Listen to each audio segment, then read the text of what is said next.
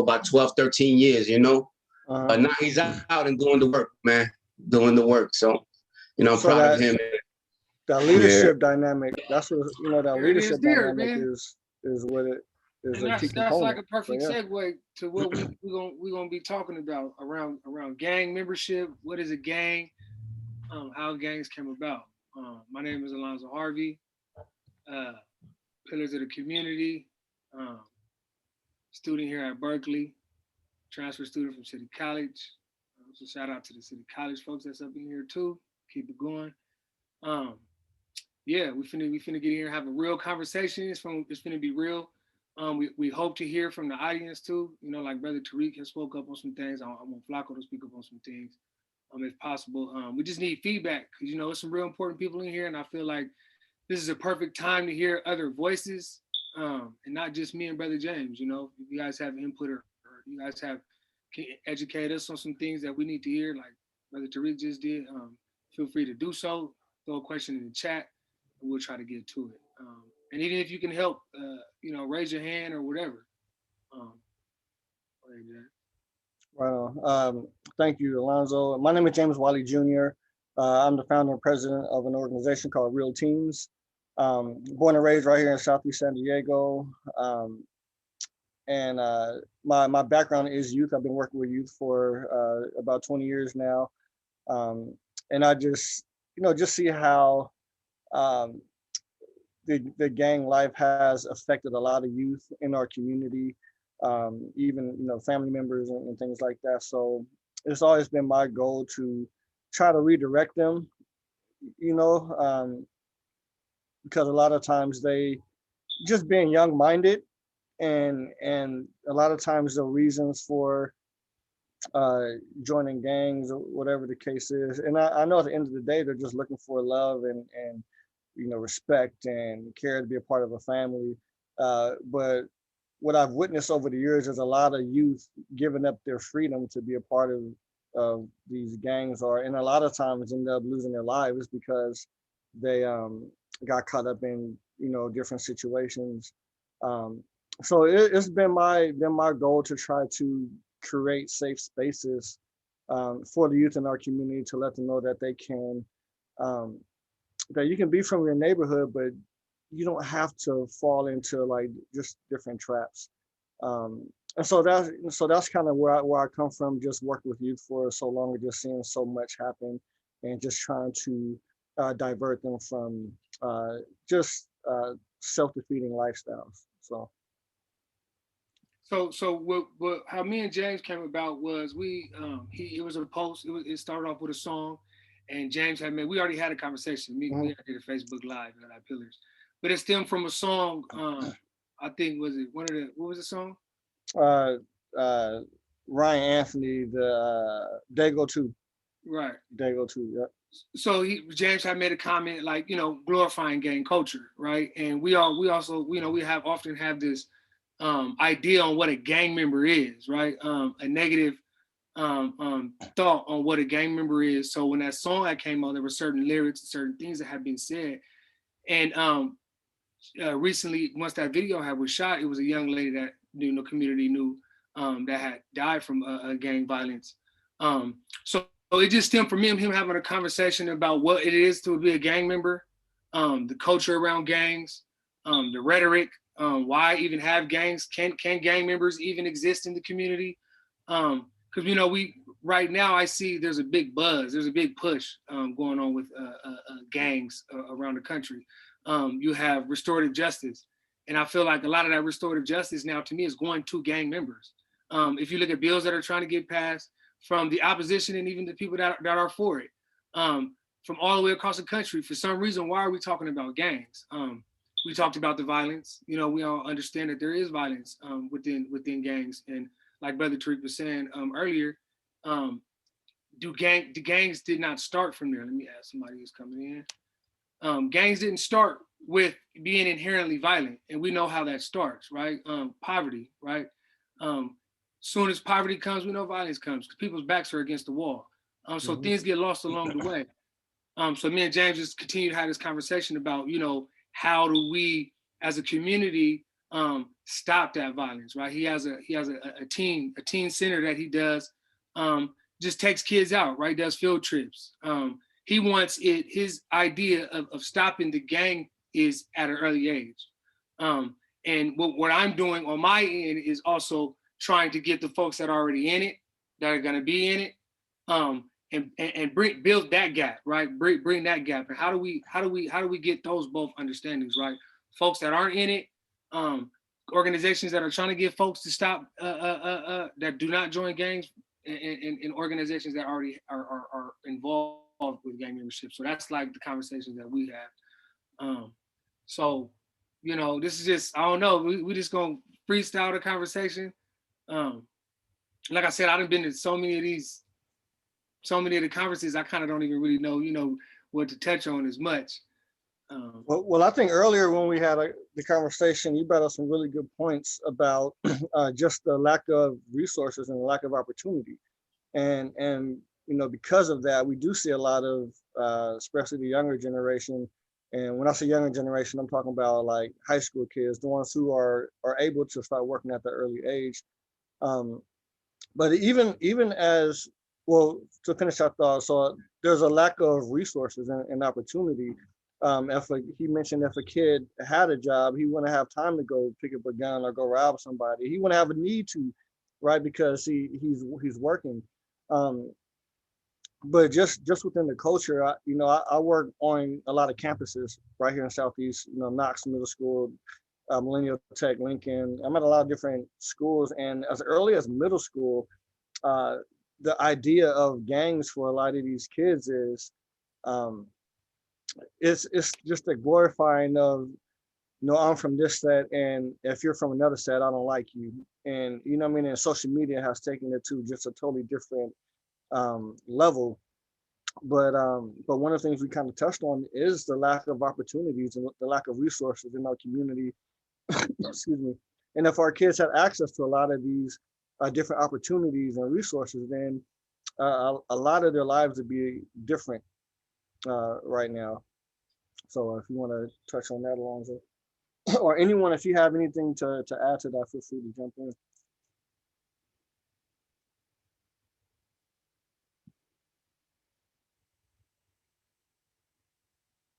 Alonzo, I'd like to ask you, if you don't mind. Are you there, Alonzo? Yeah, I hear you.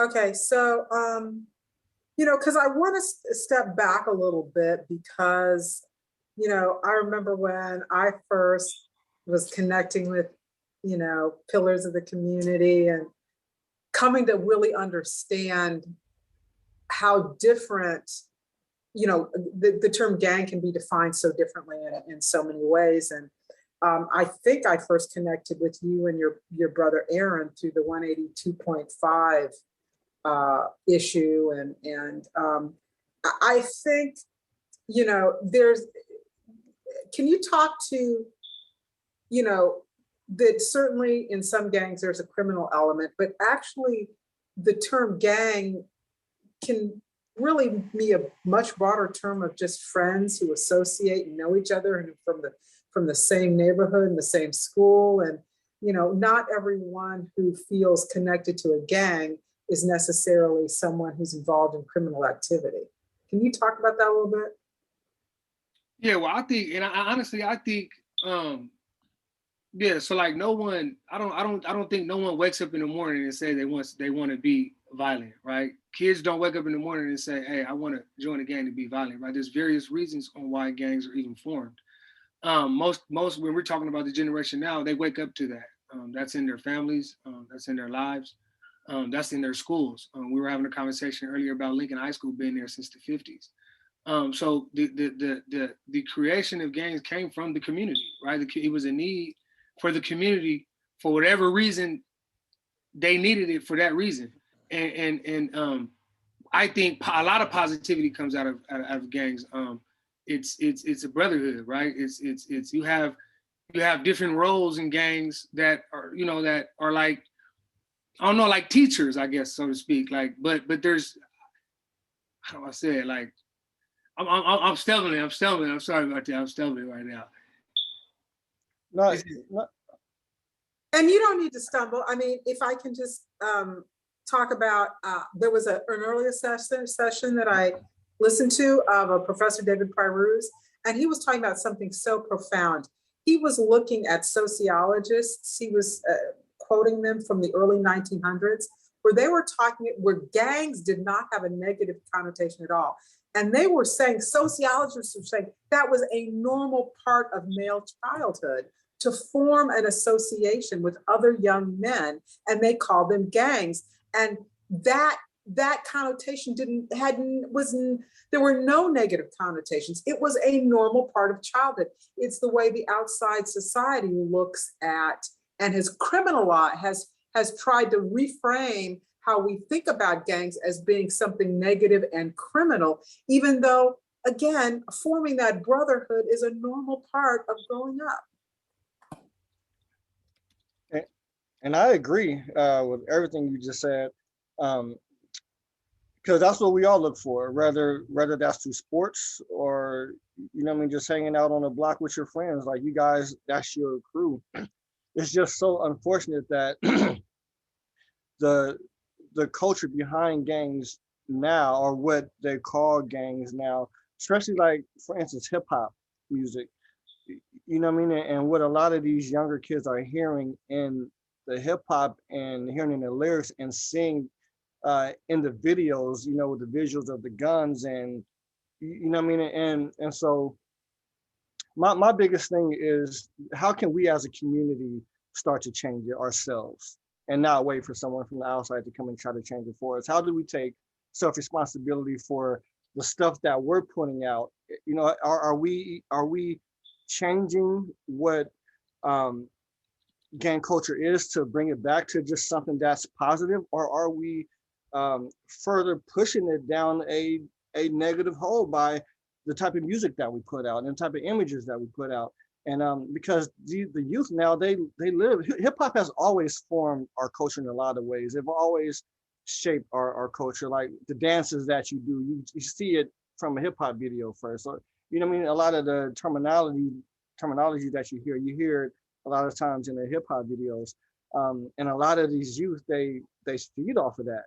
You know what I mean? Like, they go to school saying these lyrics and, you know, thinking that, oh, it's okay to carry a gun. You know what I mean? Like, just a lot of the little stuff that they're just so young and so impressionable, and their brains hasn't got to that stage where they can really think through the images that they're seeing. So, and a lot of times they end up getting caught up in it, and kids lose their lives, kids end up going to jail, you know what I mean? So that's where I come in, and I'm trying to that's why that post happened, you know what I mean? Because a friend of mine was killed. She wasn't even a gang member, but she was killed behind some gang nonsense.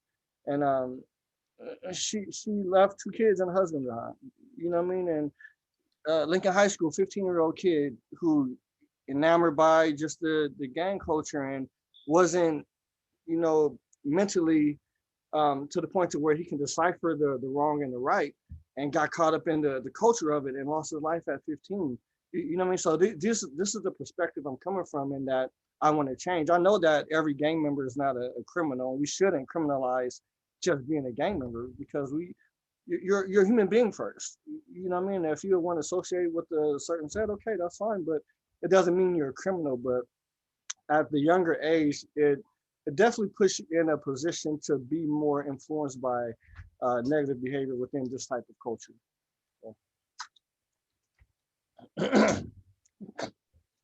Can I ask, why do you think that, you were talking about this 15-year-old who was enamored, why do you think there are some young men who are enamored by that culture?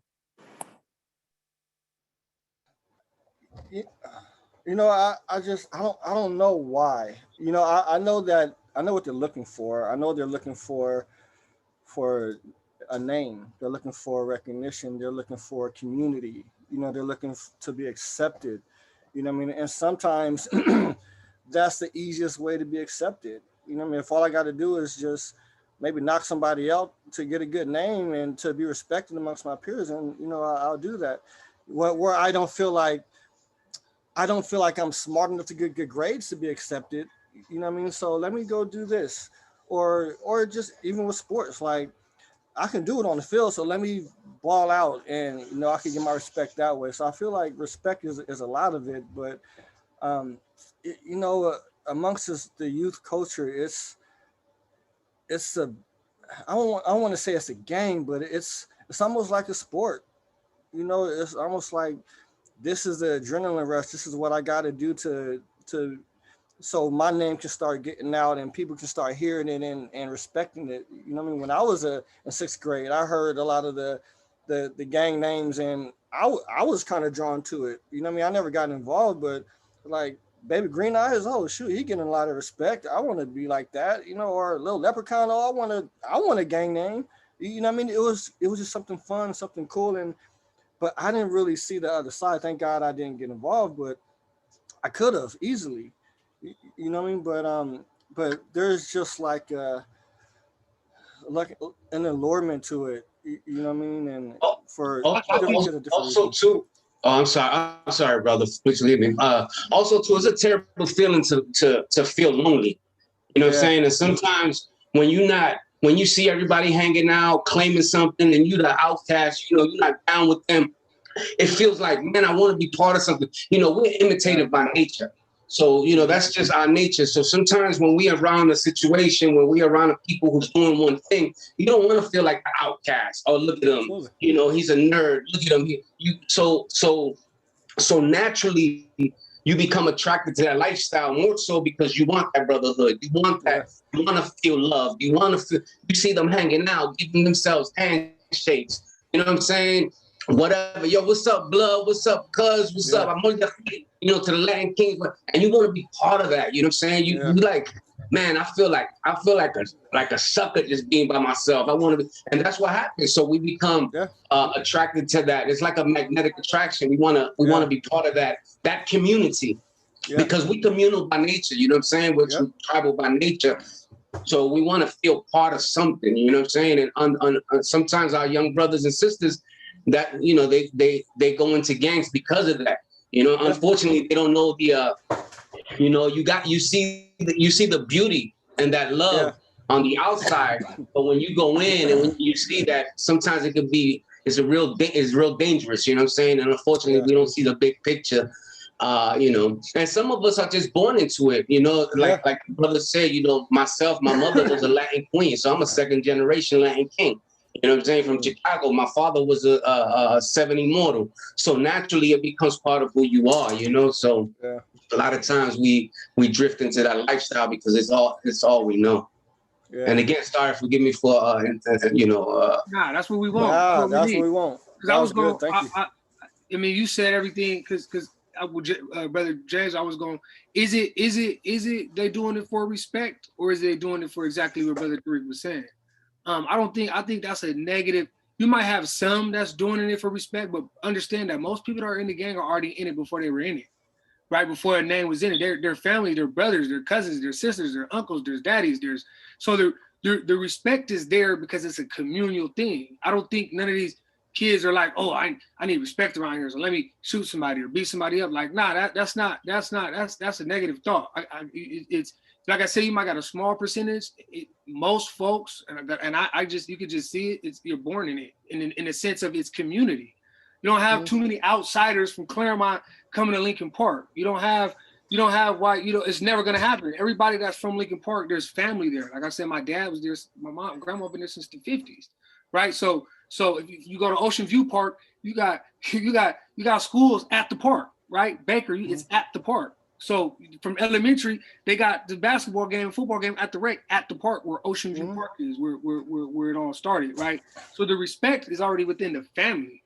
I think it all starts, like was saying, what Brother Tariq was saying, is you get caught up. You end up getting caught up in it, and things happen when you get caught up in it.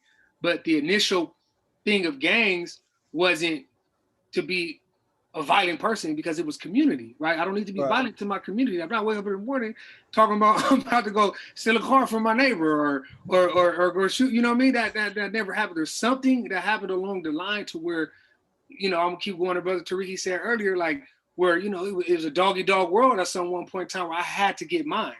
And we know that comes from poverty, right?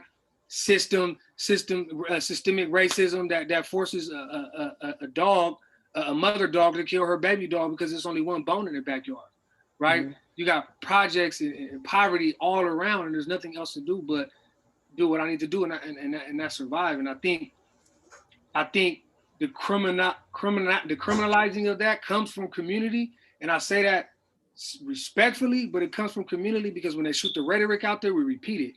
So repeat it to one another, then we ostracize those gang members. Right now, we don't even have our own parks to hang out at because, you know, that rhetoric around gangs is negative. So when they see all green, it's, oh, they're bad. When they see all red, it's, oh, they're bad, right?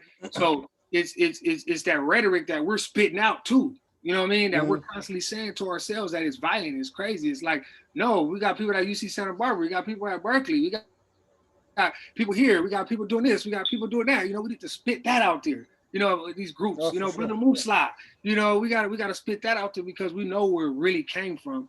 We know what the hearts of where gangs, we know we could do the history and where it started. We know where their hearts was at, right? Somewhere along the line, something changed, but we know where the hearts is still. That's why we're doing this work. You know, so I'm glad, Brother Tariq, you shot that. I know who else. Hey, Wall, you want to say something, bro? See, man, you know what? I like, yeah, you spoke a lot right there. You know what I'm saying? You know, this is it's like the way I see it, like victims of circumstance, but it all boils down to capitalism. It's as soon as we started to chase after capitalist, like the capitalist, you know, rhetoric that they were pushing down, like go after yours, get your money.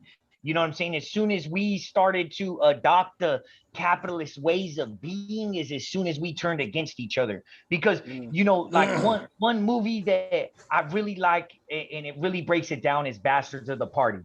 Bastards of the Party shows exactly what they did to divide and conquer, because it was about community. It was about protecting the community. The reason why we all came together as a community, which they labeled a gang, was to protect from, you know, the white supremacist attacks that were happening on our communities. They were coming in and lynching our people in our communities and getting away with it. The cops were then coming in and backing it up when we would get together as a community and protest this happening in our communities, and they would attack us and they would beat us, and it was to uphold law and order supposedly, but that wasn't the truth. You know, I'm doing this research brief right now, and this research brief that I'm doing, there was a part to it that I wanted to put out because it's important.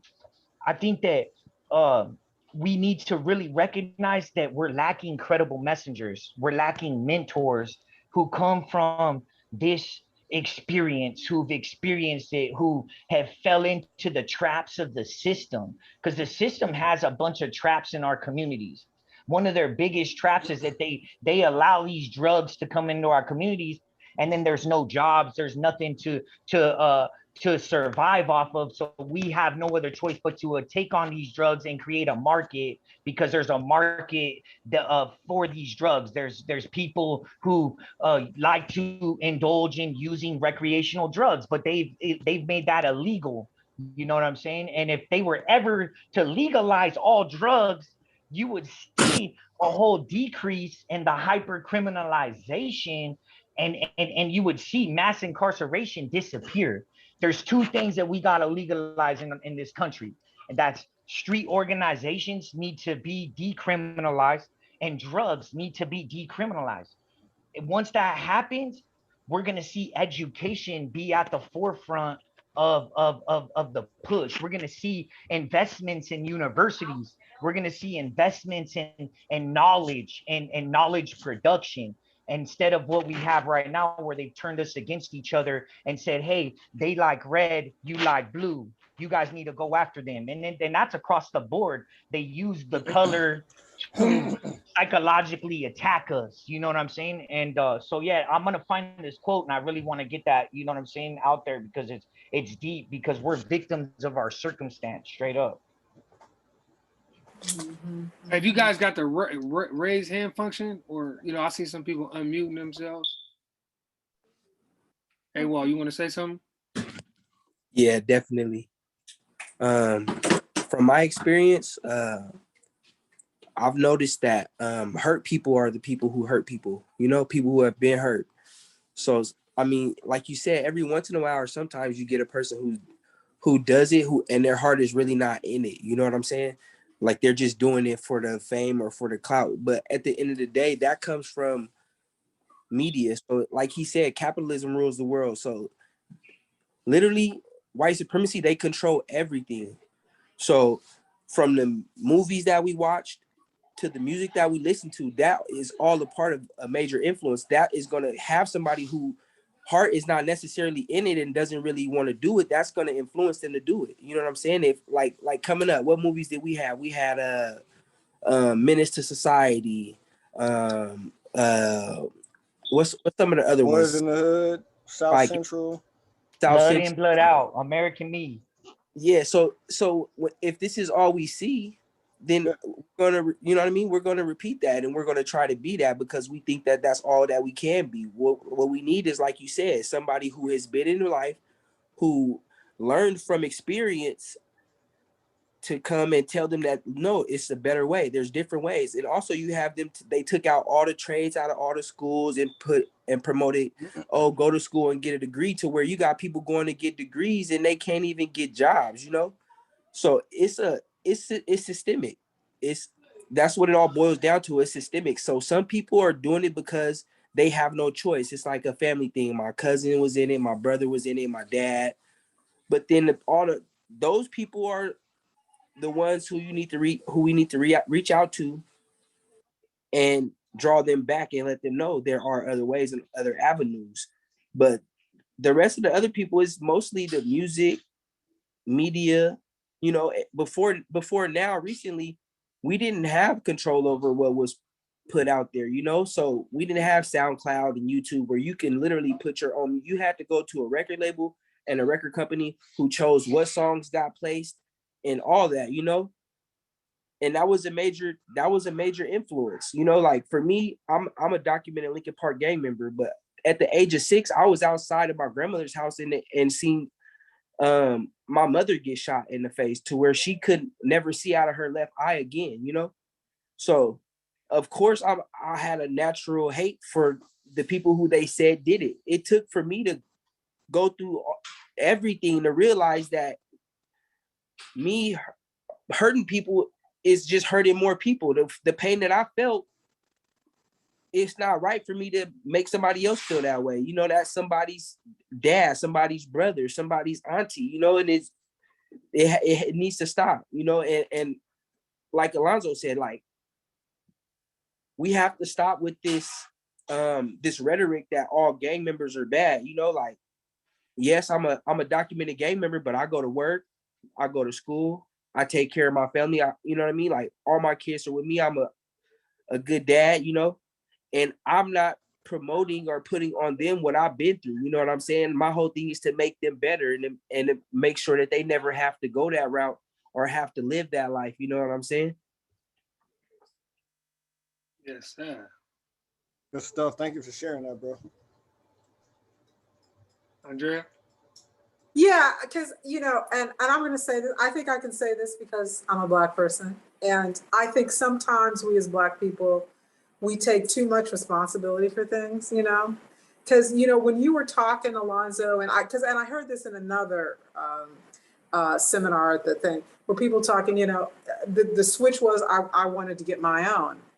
And, but I'm saying this, but I want you to kind of comment on what you think about this. Is the switch came when the switch I think oftentimes comes when people get to an age when they realize that the larger society is greedy and selfish, and they're getting their own, and in the process to get their own, they've decided to shut us out of the process, right?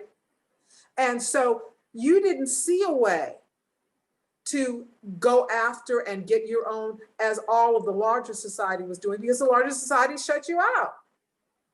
Okay, so you said, okay, I'm as much of a human as they are. They're getting their own. I need to get my own. They've shut me out of the process. Let me get my own through the process that is available to me, that the larger society made available to me. Okay? Because I do think that sometimes we as people of color take too much responsibility for what the larger society has done to us. You know, which is not about not taking responsibility for our own actions, but everybody's got to take responsibility for what they've done, and the larger society, I think, certainly has done that. So, so what are your thoughts on that? Speaking to me or speaking to James? Anybody?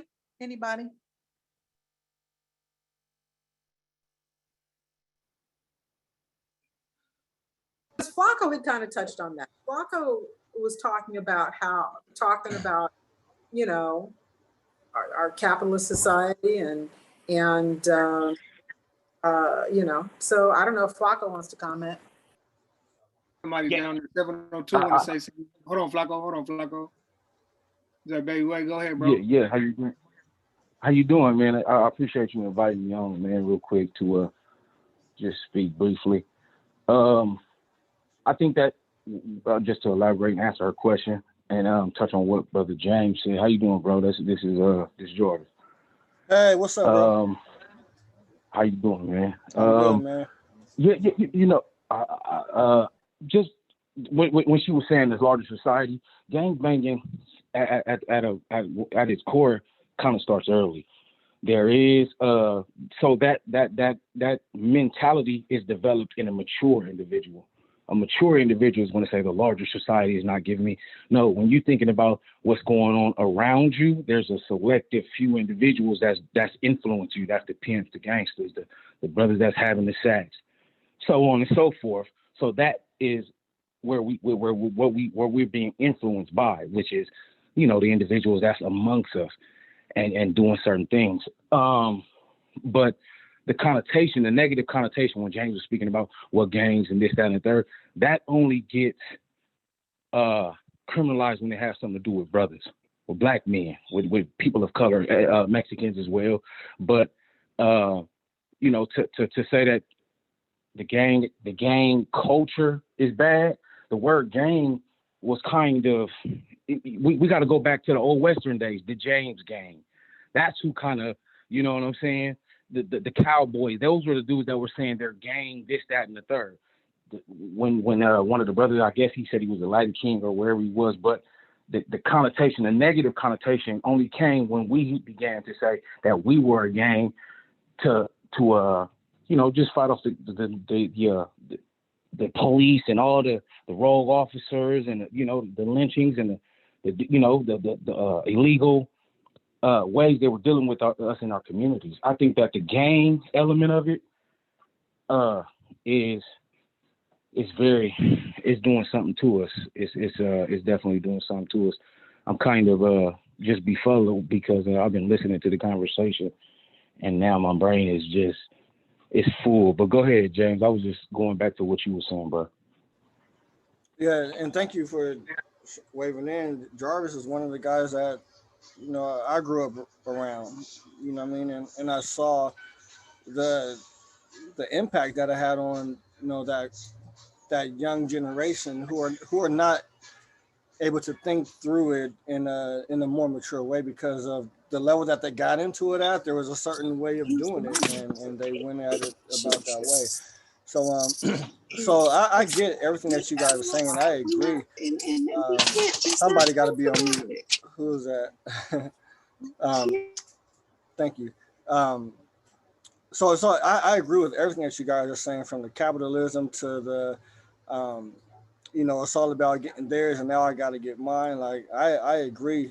Well, like I said, I'm coming from the perspective of when the young ones, they don't think in terms of how we're thinking about it. You know what I mean? They can't think past tomorrow. You know what I mean? Like they're so young and so impressionable, and they just go by what they see. And a lot of times they're giving up their freedom to be a part of this, regardless of why they're getting into it. Once they get into it at that level, you know what I mean? Like a lot of them are like I said, giving up their freedom because they don't see like they don't know what the root of it is. They don't know what capitalism is. You know what I mean? They just see what's in front of them, and that's what they go for. And some, yeah, like you said, a lot of them are born into it. But and here's another point I want to make. A lot we say that we're born into it, and a lot of us don't have a choice. But I gotta disagree with that because we do have a choice. I believe we do have a choice, even in communities like Southeast. I'm from Southeast San Diego. I'm from the community of Lincoln Park, but no one can ever say that I am from Lincoln Park. I grew up in a neighborhood, yeah, but you can't say that. I have a brother from Lincoln Park. You know what I mean? He's from, you know him. He's from Lincoln Park. You know what I mean? I grew up with him, but my life doesn't say that I'm from Lincoln Park. It says something different. I'm from the community, the neighborhood of Lincoln Park. But when I say Lincoln Park, and I'm not trying to like make it a negative thing, I'm just saying it is what it is. No, hold on, James. Let me say so. Let me interject briefly. Sure. So I'm 38 years old right now. His brother this is my brother. That's how James meet. We all family. Yeah. We all family. We've been doing this since preschool. You know what I mean? Me and Jermaine been friends. That's been my brother since we didn't have no teeth in the cots. Literally, we were children downstairs. So I'm not a documented gang member, but I've been from this community my whole life, and everybody who knows me knows the impact that I had on the community. I'm like a single-handedly just a whole different type of individual. However, there is a choice. There's a choice. I have no family from Lincoln Park, not one. In my family, my mother was a sanctified church woman. I started doing this at 12 years old. I'm 38 now. I was going to juvenile hall at 12, 13. I opened up all them Camp Barris, Campo. I did all that. And mine came from, one of the brothers said it, I didn't have mentors. I have an older brother, but he's from Lincoln Park, but he's just like James. He's not from a gang. So there's many of us in the community who don't choose to gangbang, but some of them will give you a shake. We'll talk the linguistic. We'll say the lingo, but they understand it's a difference from choosing to say, I'm a Lincoln Park gang member. When I was young, I was banging at 12, 13, fully fledged, active, doing everything you were supposed to do. And it was more of, I went to Lincoln High School, I went to O'Farrell. I'm from this community. I went to these schools, and being that young and being impressionable, I didn't know what I was doing. Really, the police kind of put me in a shell where, back then they was pulling us over, pulling out that whiteboard behind our head, taking pictures of us, documenting us, harassing us. Every time you see the police, you're running. So now you become, it's a trap. That's what the trap game, the whole trap element is. All the one-way streets, they hiding over here, pulling down. You can go over Euclid, and they backed in at the church right there, ready to pull you over. Mm-hmm. They jumping out, they documenting you. These was, back then it was Pendleton and different officers that was doing these things to us that really was, pushing us in towards gangbang. And after a while, you go to these schools with these individuals, you're raised with these people. This is family. It's not just a gang. They criminalize it. That's why brothers was going to prison doing a year for hanging with their cousins who's also documented. We had Thanksgiving. I can't have Thanksgiving with my family member. No, y'all from the same gang. So the element of... No, I'm sorry. Go ahead. Keep going, brother. Go ahead. Now we got somebody's hands that are up too. I can't hear you. Go ahead. I was just gonna say, to Brother James Wiley, that's choices, man. But sometimes we don't see the choices. Sometimes we don't see the choices. That's the problem. Like, and I don't want to make it personal, but like for myself, for instance, I'm from the South Bronx. I grew up in a different generation. I'm almost 50. So when I was growing up, I never met. This is my word to Almighty God, Allah. I ain't never met no person that ever went to. This is my word to Allah. I ain't never met nobody that ever went to college in my neighborhood, ever. So for me, college wasn't even a dream. You know what I'm saying? It wasn't even something I couldn't even think of. You know what I'm saying? So what it is, it's like if you put a mouse in a maze, as a human being, you look at the maze, you can see there's an exit, right? at the end of the maze. But for the mouse that's in it, he don't see. He's running around trying to, you know what I'm saying? He don't see the end of the tunnel. He don't see the exit. And that's many of us, you know what I'm saying? We don't see the bigger picture. All we can see is what's right in front of us. So there are choices, but sometimes those choices are not put in front of us. They're not given to us. You understand what I'm saying? So all we see is the homie down the block, you know, things like that. So that's all we know. You know what I'm saying? So there are choices, but sometimes, man, we don't see those choices. You know what I'm saying? I mean, I'm sure there was college-educated people in the Bronx, but I never seen them. You know what I'm saying? The first person I ever met that graduated from college ever was when I came out to San Diego. That was like in 1999. I saw my first college grad. And now, alhamdulillah, all praises due to God. You know what I'm saying? I'm surrounded by college-educated people. You know what I'm saying? But we don't see those things when we're in that maze, in that dog-eat-dog world. You know what I'm saying? So yes, there's definitely choices, man, but sometimes we just don't see them, you know. And I agree 100% with everything you just said, and that's one of my points. And so my point is, like, we as a community, we have to be the ones showing the younger ones that there are options, there are choices, and that's why, you know, I do what I do, because I want to let them know that, hey, there is a choice. You know what I mean? I had a choice, so you have a choice, and you may not see it, but let me help you to be able to see it. So, man, I'm with you 100%. Facts. That definitely for sure. Sister Alana, Hey, Sister Alana, we got Sister Alana having her hand up for a little minute, so we're gonna let her speak. Go ahead, Sister Alana. Hello, I am a person I'm an attorney and I train prosecutors, and so I'm really trying to get some insight on how we can better work. She froze on us.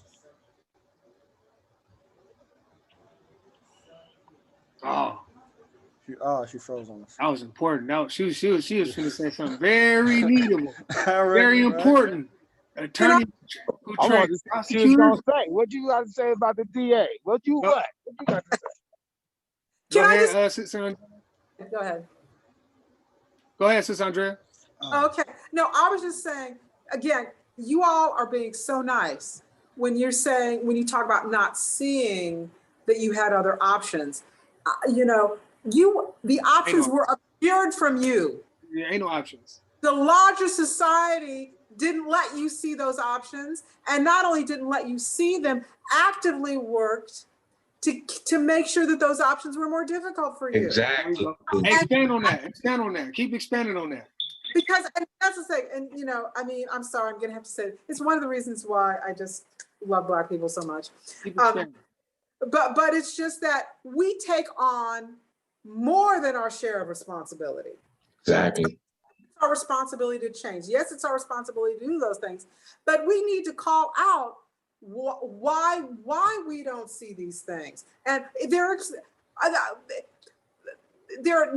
obscured from us, and those paths are diminished for us. Yes, anybody can do what they need to do to get where they want to if they put the energy into it. But we've got to call out that those pathways there are obstructions that have been put in place by the larger society that get us to go in a direction that is self-harming. I definitely.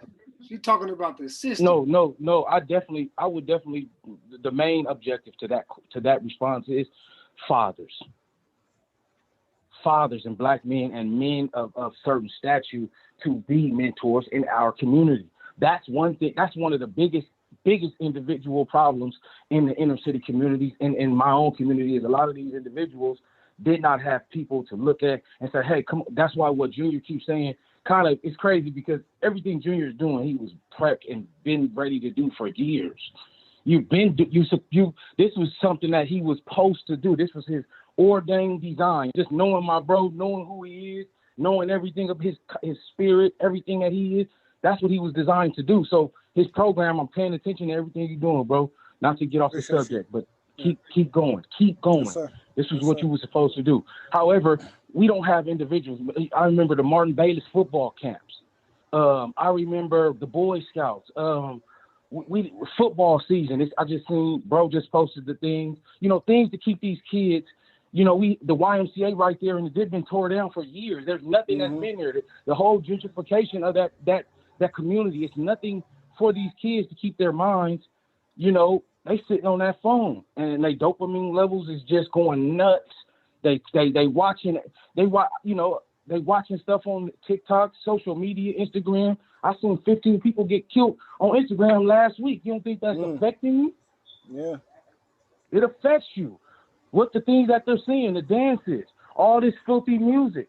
Now we used to be outside, man, we would have bike rides, long bike rides from Southeast all the way. We're going to El Cajon City, and we moving, riding motorcycles, but that's a part of being a child. So if we can get allocate some funds towards some good programs, towards some good mentorship, keep having community work. Let's have some comedy shows.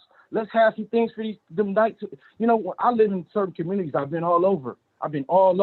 They have different, in one of my communities I lived in Nevada, they would shut the park down and do all kind of stuff, the same stuff you're doing with the big projector screens. And, these kids need a sense of community, not a sense of fear to come outside and get bust on or get shot at a park. Or, all this, what Brother Musa doing. Reallocate that money from putting police on the ground to harass people, to make them become hardened and bitter and angry, and allocate that money towards something of the realms of positivity. Yeah. But go ahead. Yes, sir. So I have a question for you all, if I may. Who are we speaking to? Desiree? This is Desiree. Let me turn my video on. Well, if I can. Sorry, I'm driving. So I'm one of the public defenders in San Diego County, and I've been in the juvenile court system for quite some time. And I know one of the things I've been talking to them about out there is we have specialized court. So we have like mental health court. We used to have one dealing with drugs and alcohol, our drug court. We have one now for our traffic youth, so RISE court. And one of the things I feel like we need is a court specialized for the younger gang members. Because like someone said earlier, it might have been Alonzo, but it might have been Blanca, where you were talking about how you started at 12 and, 12, 13, you were at Camp Barrett. You did Breaking Cycles. You did CYA. You were at all those programs. Wow. And I see it a lot with my youth because I had somebody that started. Go ahead. I had somebody that started at 11. Where, I had him at 11, then I had him at 12, and he's committing, petty thefts. Then it was robberies. Then it was robberies with a gun. And now he's 14, and he was involved with a robbery where somebody got killed. So now he just got sentenced to DJJ at 14. And, there's only 3 14-year-olds at DJJ because it's really too young for him. It just hardens him. But in his mind, he's just glorifying this life and this gang that he's hanging with because he really can't fully comprehend either. But what I notice is as I get these younger kids that are involved, that are on probation, I'm trying to hook them up with people like you all, lived experience experts or people that know the life, people that are older, to get them in a different frame of mind because everyone they're hanging with, it's about the money. It's about, having fun and the drugs and all the nonsense. And they don't see how doing a 10-year bid can really change their life. So how do we get them hooked up with more people like you, or how do we get you all more hooked up with like our probation system and some of our mentorship programs so that they have somebody, they don't listen to me and I don't understand the life, but then they have somebody who actually understands where they're coming from. Yeah, I'm so glad you bring that up, because right now I'm developing a credible messengers program. And so I'm doing a research brief, you know what I'm saying? Because that was me. At the age of 11, I was locked up, thrown in, you know what I'm saying, to juvenile hall. I was dehumanized, and I never got out until I was 32 years old. So from 11, I was my first experience, and they said that I stole my bike that my parents bought me. They threw me off it, put me in handcuffs, threw my bike in the back of the cop car and said that I stole my own bike. And my mom and dad had to come down with the receipt to the juvenile hall to give me my bike and get me out of juvenile hall. And then from that point forward, I was constantly in juvenile hall. I went to YA, I went to the camps. I never got out. I got out, I would stay out, 7, 8 months, and they would put me back in on a probation violation. So I'm writing this research brief. It's called Credible Messengers, Using Lived Experience to Mentor Promising Youth from Death Row. So there's individuals in Texas death row right now that are doing correspondence with individuals in our communities that are at Promised Youth, and they're writing them letters. They're doing this through the mail. But we need these types of programs where it's us, credible messengers that went through the traps of this system, the revolving door of this system, to do this. And this is transnational. This is this is going on transnationally. It ain't just the United States. It ain't just Southeast. This is happening worldwide due to capitalism. And so I want to share this quote with everyone. This is from Mumbai, India, and Obi, who actually started. Well, this program was started by Christopher Young. You can look him up. Christopher Young started this Credible Messengers program. He was killed by the state of Texas as soon as this program got a bunch of recognition. And even the son of the father who was the victim in the circumstances of what happened with Christopher Young, that gave him death sentence in Texas. Even the son came forward and said that they wanted to give clemency to Christopher Young because he had redeemed himself, and the state of Texas still took it in their hands to kill him.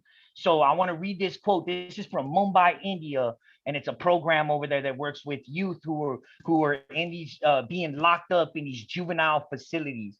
And it goes, it's been an amazing experience to see. These are kids who we call them victims of their circumstances. And that's because these are children who have come from poverty. They live in slums.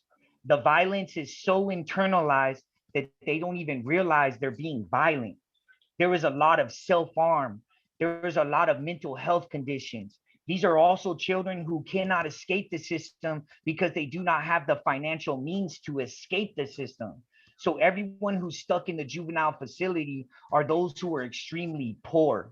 What I've seen is that most of these kids do not have a positive role model. They do not have social and emotional skills. They don't know how to express their feelings. They don't know how to even recognize their feelings. And so since 2012, our work has mainly been towards, one is helping children make meaning of their life, understand who they are, what their life choices are, and what is the consequences of their life choices. And at the same time, providing a lot of healing. So they say hurt people. And that's exactly what Robinson said just a little while ago. Hurt people. And we see that all the time where these kids, are deeply hurt for many different reasons. And then the only way for them to channel that hurt is to hurt others. And so we've been trying to create safe spaces for them to channel that hurt instead of hurting others. And so we've been trying to create these spaces to provide healing through art, music, drama, mental health support and services.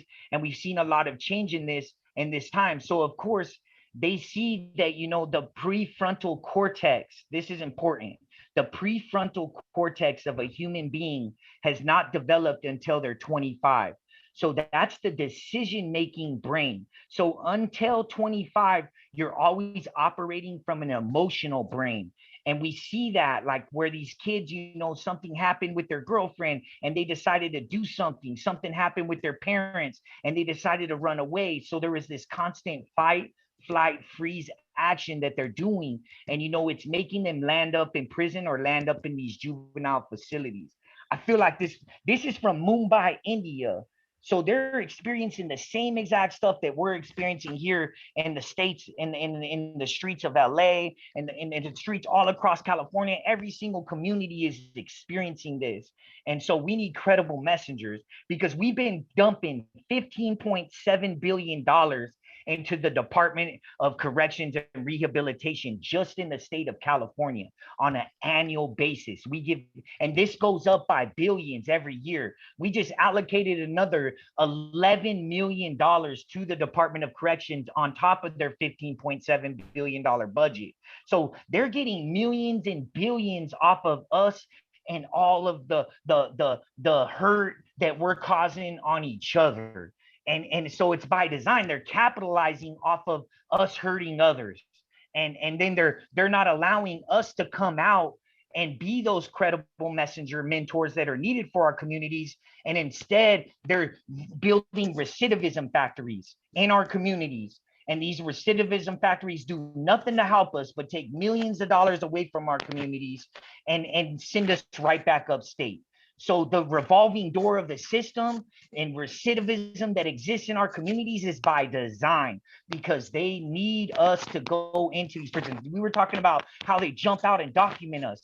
Every single time we're documented, that's money for the system. So now that's why they were doing all that documentation on us, because they needed bodies, social security numbers. They needed those social security numbers to legitimize this $15.7 billion that's being allocated out of our state's budget tax revenue. And then when you drive down your street, all you see is houseless individuals in tents. And that's because of it. And that's what I gotta say. Thank you, everyone. I love this conversation. This is deep. Thank you for sharing, my bro. Sergio? Yeah, can y'all hear me? Yep. Yeah, all right. Yeah, so I kind of wanted to also kind of elaborate on the point that Desiree mentioned. When we one of the things that I've noticed, so I'm in the field of counseling psychology, and when it comes down to mental health, there's a lot of mental health practitioners that lack knowledge on these type of topics, on these type of lived experiences. And anytime, in my experience, when I've talked with colleagues, when I've gone to conferences, and we bring up the topics of plain and simple just incarceration, look at people who are incarcerated as a very homogeneous group, that they have all the same lived experiences. But as most of you on this call may already know, it's if you're incarcerated in the state of California, the way that politics dominate that institution and the streets, their lived experiences are going to be completely different. The same way I'm in Indiana, this is where I'm doing my studies. If I work with someone who's in the county jail out here in Carroll County or Tippecanoe County, it's going to be completely different. And so one of the things that I noticed is that they always approach people who are incarcerated, or if there are, documented gang members, as through this very deficit approach.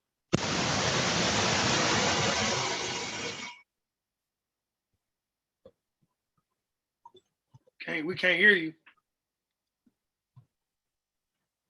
All right. Hear me now? You're good. Yes, sir. All right. So let me just take off the headphones. So what I was saying is that oftentimes a lot of practitioners who are in the mental health field, they take on this saver mentality, that if you come from the streets, or if you come from the hood, you need to be saved and whatnot. And they focus on, strictly the negative, where they often overlook the strengths that a lot of folks have that they could utilize, to heal. And so, simple things like, if you think about the people who basically organize the hunger strikes, that in itself, in order for folks who have organized across the state such a, huge initiative, that took a lot of, positive qualities, attributes that people often overlook. And so kind of like what Desiree was mentioning about, having folks who may be, still documented gang members and wanted to go talk to the folks. I strongly believe that people from that same community need to also even enter the field of mental health to be able to, approach, the healing in a more, positive way, rather than this deficit or pathological view where, unfortunately, they're causing more harm than, actually good. Thank you for that, Sergio. So I'm assuming this ends at 2:15. I don't know if it's going to be cut off at that time. I don't know how this. Cut it off when we cut it off. Okay, so yeah, I don't. Okay, all right, keep going. Anybody got any questions? Anybody got any questions? One thing I want to throw out there too is that they always try to strip us of our cultures, And one thing about, a credible messenger is, in order to work in the reentry sector, you have to identify as a former gang member. Like, and they always make you do that. Like, if you want to work in that field, like if you want to work with juveniles, you got to identify as a former gang member. You got to say former. Like, I'm not a gang member because I called myself a gang member. I'm a gang member because the state put that title on me. You know what I'm saying? I'm Flaco from Montebello. I love my neighborhood. I love my community. You know what I'm saying?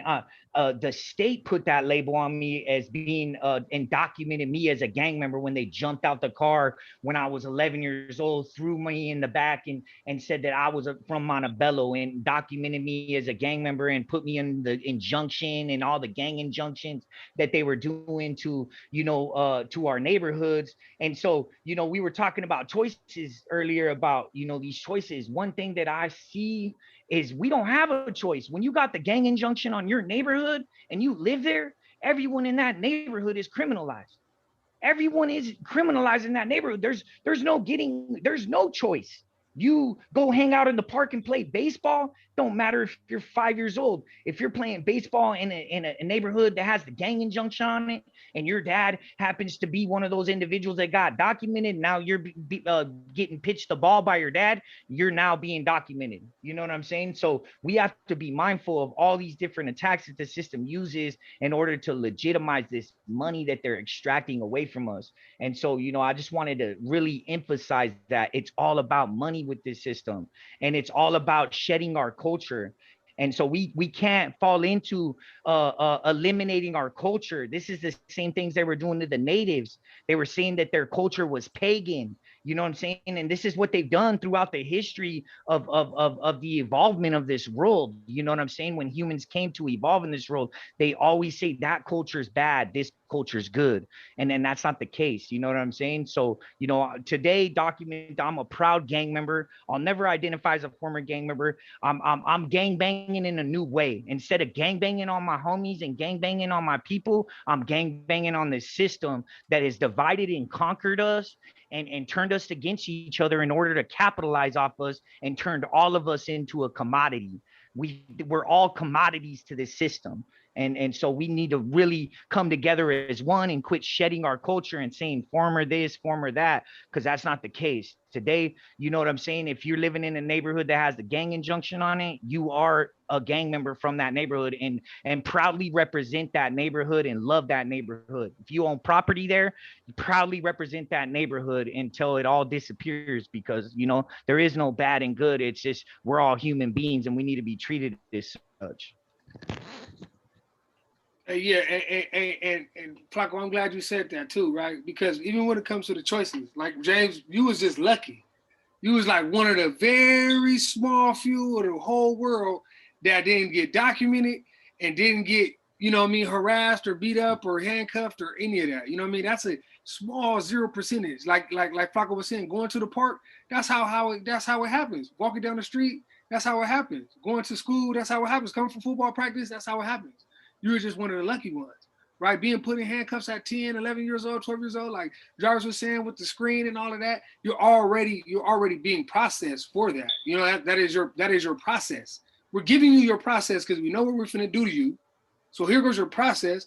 And while processing you, you will be caught up because the system designed for you to get caught up. It's a small percentage of Aaron Harveys and Alonzo Harveys and Flacos that's out here. That is like that big. The chances of that happening is zero. The chances of anybody else going to Berkeley and all of that is zero. But the chance you're getting documented because of the way these laws and society and the way the system has created it, and also the rhetorics, which means the community votes in on it, because of the rhetoric is being told, our kids is up against it. So the choice is really zero. Like my boy said, he walked outside, his mom was shot. That's the environment we grow up in, right? That's what we see. The system is designed to keep you where you're at so you can see what you only can see. Like you're saying, the mouse. We're gonna keep you at that mouse. You're never gonna be the person above that because we got AB 333 we're trying to fight, right? All these gang enhancements and gang policies and these gang laws and this. Why did they create these gang laws, right? To keep these young Black folks locked up because they know what that brings, right? We don't have a choice. The criteria, I got 5'9" brims tatted on me. Where's that gonna go? That's not gonna go anywhere. So now I have to do 20, 40, 50, 60, 70, 80, 90, 100 years of life in prison because of a tattoo? or because of a park that I hang out at, or because of a color that I, you know, that's not by choice. I grew up that Lincoln High School was right there and it's green, right? So I think when you say choice, just understand those that had a choice, you're not going to meet that many because the stories is going to change. If you ask a lot of folks, you'll be able to begin to see how family orientated it really is. Grandpas, right? Grandmas. I don't think they was around here doing anything violent. You know, we love those grandmas and grandpas and moms and dads that lived in those neighborhoods in those places. I think it's just what we have to do as a community. Yeah, Miss Alana, we're gonna get to you too. What we have to do as a community, I think, is this rhetoric, because I think we had enough stories in here to see and hear, you know, the positive things that are coming about, right, or that have been came about, and why violence even happens within the gangs, right? It's a word that's created. It's something that's made up. We didn't say that, right? We just adopted it. I think as a community, what we have to do is create ways, right? Create resources. We have to make sacrifices. I know my father used to take people in, right? That was just what he did. My grandma used to take people in.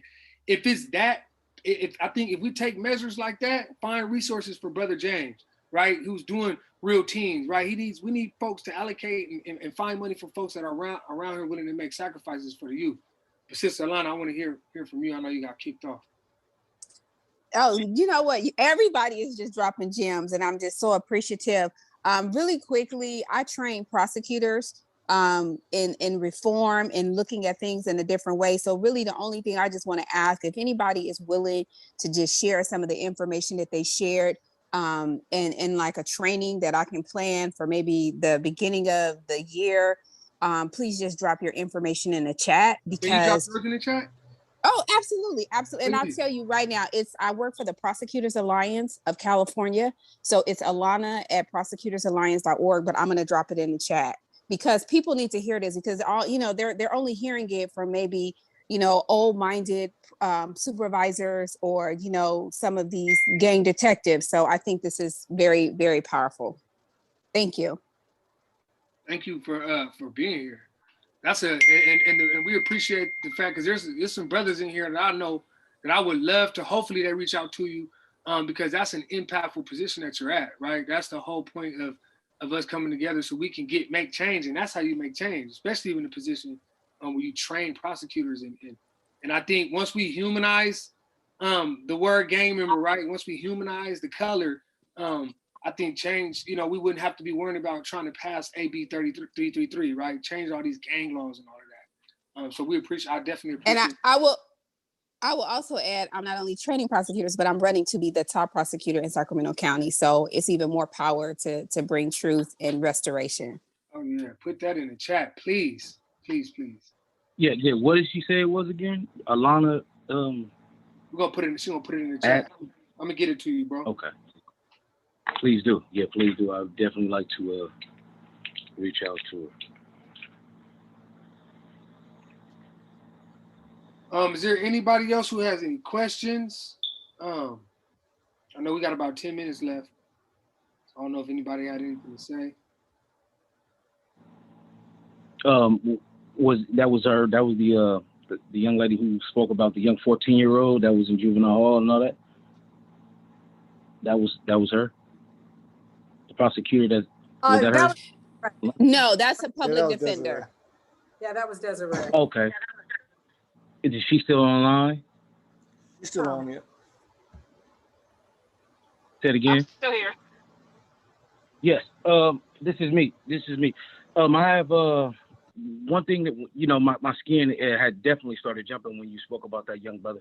I did break in cycles. Now I'm down near 40 years old. I did 30-day stop. I did every program in juvenile hall, Campo, Barrett, and I kind of opted out when they gave me a 90-day observation and for getting 881 from Barrett when I was about 17 years old, and I had got 881 and they was gonna send me to the YA, so I aged out.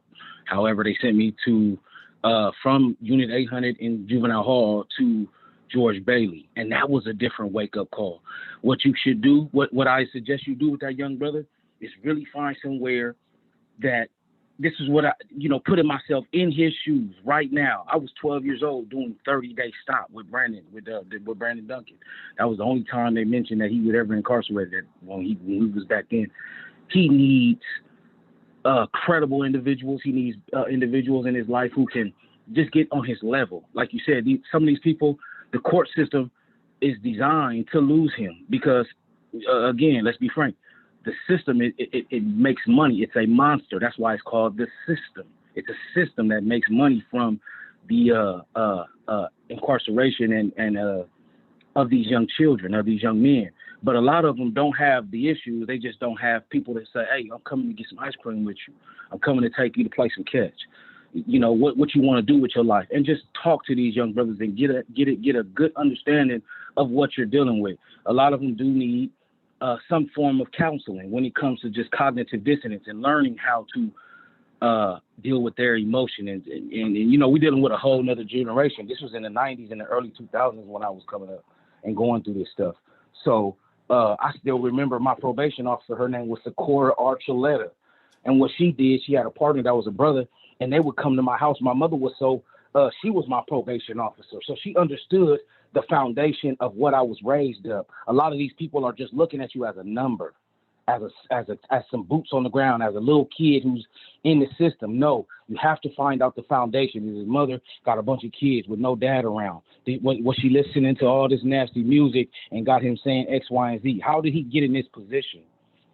And just really love on these little brothers, because they just need people to get to that level with them and can say, I've been through it. I hear you and I understand, until you can get them to that next stage. But it's not rocket science. They're just hearing it from people who they know that don't relate to them. But that was all I had to say. Appreciate you, brother, man, for sharing that too, man. It was like immediate words that more of the community need to hear too, of folks that's still around doing positive things that really went through all of that. So we appreciate that, man. Sister April. All right, brother. Hi, everybody. I just want to say, first of all, Alonzo and James, thank you guys for being willing vessels to have these types of conversations on such a broad level with everybody. Just being a community organization, I agree with the young brother that just spoke. One of the biggest things that I find that's a major gap is just from an organization standpoint, a lot of people don't get to the core level of the root cause of why our young people are so involved in so-called structures of gangs. And they are just looking for personable, relatable factors of where they have gaps in their own lives. Like you said, if they lack a father, they lack a mother. And it's not just young brothers, there's young sisters out here who banging just as hard as some of these young men. And they're looking for that void to be filled. And they don't want show. They want authentic people who are going to give them a real essence of what they're lacking. And so I just love that you find real relatable people that are willing to give time, energy, effort, and commit themselves on a daily basis to that. These lives will be changed, and we're changing the narrative of how family can be relatable to the sense of the word gang versus the negative aspect that's thrown out from other people that have no relation or no correlation with even how the gangs are formulated in the communities and why they're formulated in the communities. And that's all that I wanted to say. Man. Andrea? Oh, well, I wanted to say bye to Flacco. But one thing I think might address a little bit of what Desiree was talking about that we've talked about in other sessions is that it's not going through government programs that seems to give a lot of people the best help. Government programs are structured in a particular way that really often doesn't address the needs of our community. People who, as Flacco and other, it's the credible messengers that can help. And as Taco was talking about in another thing, the very people who can do the best work are the people that don't get the funding. You know, the organizations that where you have people getting paid $30,000 a year who can really do the work, they're not getting the money to do the real work. Okay. Instead, we're having probation officers who again, I have nothing against probation officers, but they just can't get the results that the intervention workers can get. And that's the biggest problem. So, because I kind of heard in Desiree what you were saying, well, my client has been through all these programs and they don't seem to have helped him. They're not going to help him. Those government programs, those social services, they are not going to help him. They're at their essence not truly designed to help, no matter the good intentions that people have when they're there. So it sounds like, Sister Andrea, excuse me, you're saying we need community-led organizations that are not attached to government in a way of folks that are boots on the ground, living in the community, live next door, know that kid because she done whooped the kid. They need money, right? They need resources. We need more money. Brother James needs more money. He's a community, one person with a community behind them, but they need money, right? To foster these youth. He's fostering youth. He just doesn't have the mansion to foster them like he would like to, right? He's taking in young brothers who are afraid to go home because of the situation that they live in, right? But I bet if they invested in this kid and there were streetlights and his situation, his mother's situation was better, they wouldn't have to worry about being scared to go home, right? But see, they put that negative, oh, he's scared to go home because of this. No, he's scared to go home because of the situation that he's living in. That's why he's scared to go home. I can't go to James because James closes at 5. You don't got enough money to foster me, right? We don't have boys and girls clubs. Jackie Robinson, they tore that down to build a gym, right? We used to be able to walk through that. That was monumental for us, right? The YWCA, they did, that's monumental. Right, they're doing nothing but trying to build sports complex instead of building resources and solutions for these young men to get up and go to work. $15 an hour at 16, they can afford that. And if 16-year-old was making $15 an hour, I can almost guarantee you a lot of the stuff would stop happening because I have. What else do you think I ain't about to not go get my $15 an hour? No, that's gonna happen, right? We don't always have to push. You know, the alternative of college, because college wastes a lot of time, right? You don't feed bellies. College don't feed bellies. College don't give you enough support. You don't have enough resources in college. As a Black man, that's not logic, right? When I wake up in the morning, it doesn't happen. So if you gave me a trade or if you gave me a 15-hour job instead of a law, right, that's locking me up for hanging out at the park with the homie, then I wouldn't have time to hang out all day because now I got a job or a community a place, not the Jacob Center, where we can't go hang out at because there's nothing to do, right? That's not community funded. We don't have our own Jacob Center, right? We don't have none of that in our community, right? We're so focused on the negative, but we know what the positive do because we got people that's willing to do it, you know, out of their pocket. You know what I'm saying? So yeah, man, that system is crazy, man. That system is crazy. I feel like you know, a lot of us touched on that. I appreciate you, Andrea, for even bringing up the system and how we got to stop really being hard on ourselves and understand what's handed to us, right? You know, what's in front of us, and the choices that we are making are based on circumstance and situations. And it's hard for us. And a lot of us, some of us do, and that comes from prayers and supportive families and moms and dads being in the house. And hopefully that generation trickles that down. But we know that's not happening in our communities, right? There is colors, there is guns, there is drugs, there is money. But that's just the choice that's laid out, and some of us just make it out. So I appreciate everybody for coming, man. This was dope, and I think we need to have more of this. I don't know how we're gonna do it, but I know it's coming. It's coming soon. Brother James, man, you know I love you, bro, man. This is, you know, we said we're gonna keep doing this, man. Me and Brother James got some work coming, man, with the youth. Yeah, man, real soon. Yeah. We're gonna have them come holler at us real soon, man. So yeah, appreciate y'all. Stay tuned. Appreciate you, bro. Great job, Alonzo. Thank you guys all for joining in with us and for adding to the conversation. I learned a lot just from you guys. So